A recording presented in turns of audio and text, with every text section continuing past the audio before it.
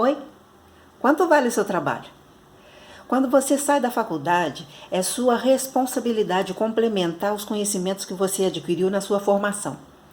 Eu tenho feito isso, buscando preencher as lacunas que eu saí com elas da faculdade. Uma delas é a respeito da influência africana na constituição da arquitetura brasileira. Não é que nunca me ensinaram a respeito, nunca tocaram no assunto.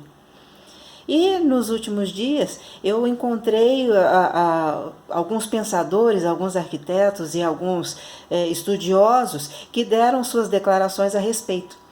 Uma delas me chamou a atenção, o urbanista Lúcio Costa.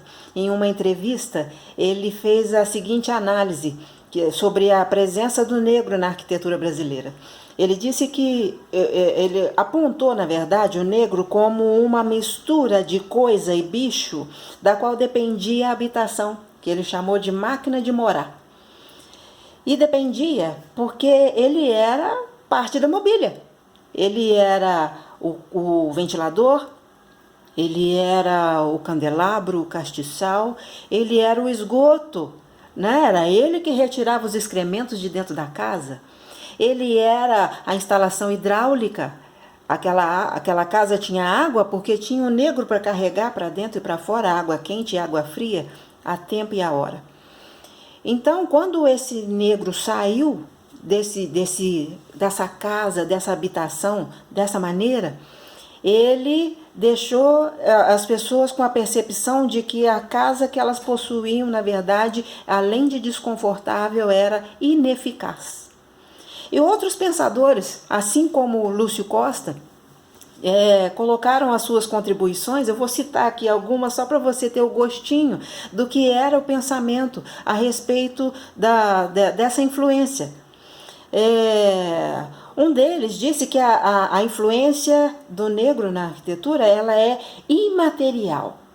Ela é a suavidade e a ternura que se deve atribuir ao sangue negro ali.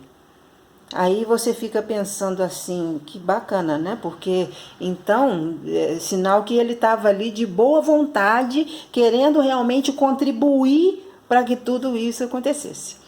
Um outro citou que não houve contribuição nem africana e nem indígena, nem nas artes e nem na arquitetura brasileira. Que o único que é digno de menção pelo seu talento é o mestre Aleijadinho. Ele não chamou de mestre não, mestre é por minha conta. Mas ele citou esse como o único digno de ser mencionado, que fora isso não houve contribuição nenhuma. E houve um outro que ele foi um pouquinho além, porque ele disse que a abolição ela foi um problema sério, porque ao abolir a escravatura, a casa precisou de ser repensada, né? O programa precisou de ser reduzido, né? Então isso gerou realmente um impacto muito forte, tanto nas construções urbanas quanto nas construções rurais.